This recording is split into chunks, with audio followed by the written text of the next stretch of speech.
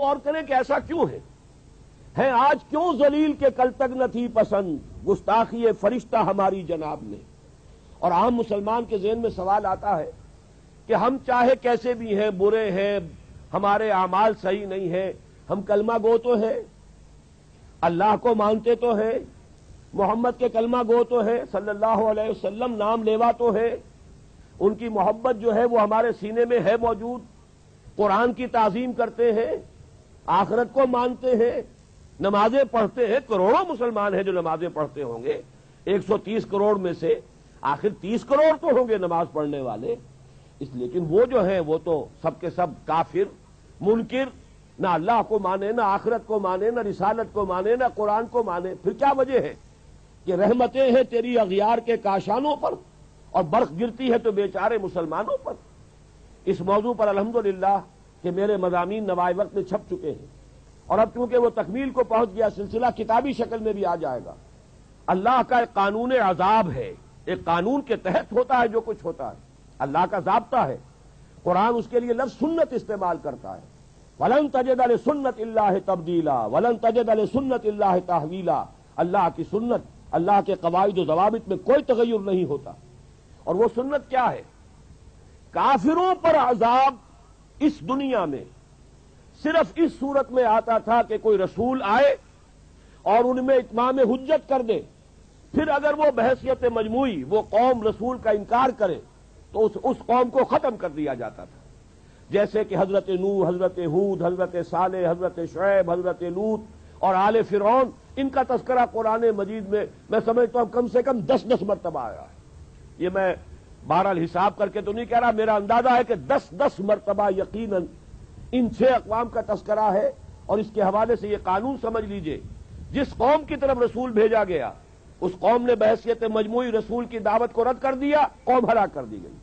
صرف رسول بچا لیے گئے اور ان کے ساتھی اہل ایمان بچا لیے گئے۔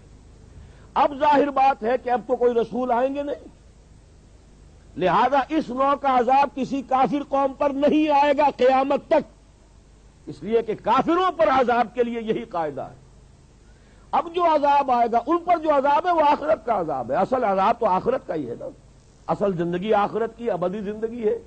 یہاں تو کیا ہے، قوم نوح ڈوب گئی، ختم ہو گئی، 2-4 ڈبکیاں دی ہوں گی، ہر آدمی نے جان نکل گئی، عذاب کیا آیا؟ اصل عذاب تو وہاں ہے جو آخرت کا ہوگا۔ دنیا میں عذاب آتا ہے مسلمانوں پر، مسلمان ہو کر تم اگر اسلام پر عمل نہیں کرتے، دعویٰ تمہارا اسلام کا ہو اور عمل تمہارا کافرانہ ہو، نام لو تم محمد کا صلی اللہ علیہ وسلم اور اتباع کرو تم محمد کے دشمنوں کا، دعویٰ کرو اللہ اور اس کے رسول کی وفاداری کا اور تمہاری دوستیاں ہوں اللہ اور اس کے رسول کے دشمنوں سے، تم کہو اللہ اور اس کے رسول کے احکام کو ہم مانتے ہیں اور سودی کاروبار کر کے اللہ اور اس کے رسول کے خلاف اعلان جنگ کیے رکھو۔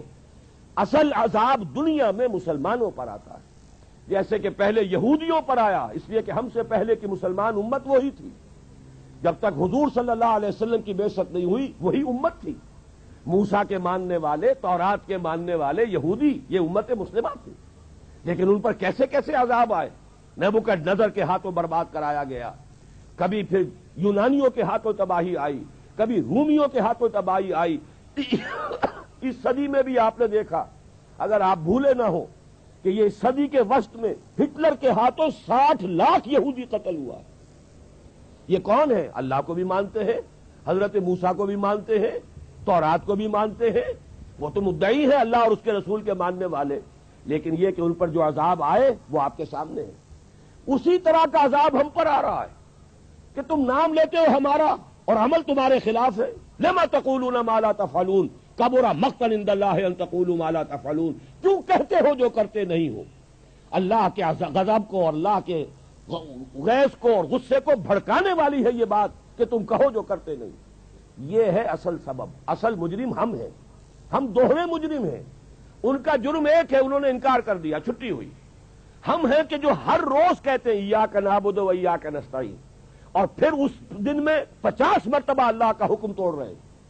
پوری زندگی ہماری گزر رہی ہے، 5 وقتہ نمازی زیادہ بڑا مجرم ہے اس وقت، اس لیے کہ وہ 23-24 مرتبہ، 25 مرتبہ، 27 مرتبہ دہراتا ہے ایاک نعبد و ایاک نستعین، اور پھر باہر نکل کر جو کام کرتا ہے وہ اس کے خلاف ہے۔ یہ ہے اصل میں سبب، اور یہ جان لیجئے جو عذاب ہم پر آ رہا ہے اللہ کا، وہ اس وجہ سے آ رہا ہے۔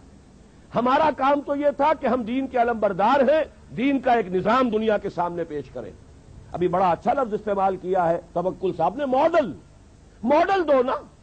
ایک انفرادی ماڈل ہوتا ہے، حضور صلی اللہ علیہ وسلم اپنی ذات میں ماڈل تھے، لقد کان لکم فی رسول اللہ اسوۃ حسنہ، لیکن حضور نے صرف ذاتی اور انفرادی ماڈل نہیں دیا، ایک اجتماعی ماڈل فراہم کر دیا، نظام قائم کر کے دکھا دیا۔ یہ ہے اللہ کا دین، یہ ہے اس کا سیاسی ڈھانچہ، یہ ہے اس کا معاشی ڈھانچہ، یہ ہے اس کی معاشرت، یہ ہے اس کی فیملی لاز، یہ ہے اس کے اندر تمام قوانین فوجداری اور دیوانی، یہ ہے یہاں پر قانون شہادت، یہ ہے سارا نظام۔ دیکھ لو، ٹھوک بجا کر دیکھ لو، یہ نظام ہے۔ جب تک وہ ماڈل مسلمان قائم نہیں کریں گے، یہی عذاب کے کوڑے برستے رہیں گے، سخت سے سخت تر عذاب آئے گا۔ ہمارا حال کیا ہے؟ جیسے ہمارے عام لوگوں کا حال ہے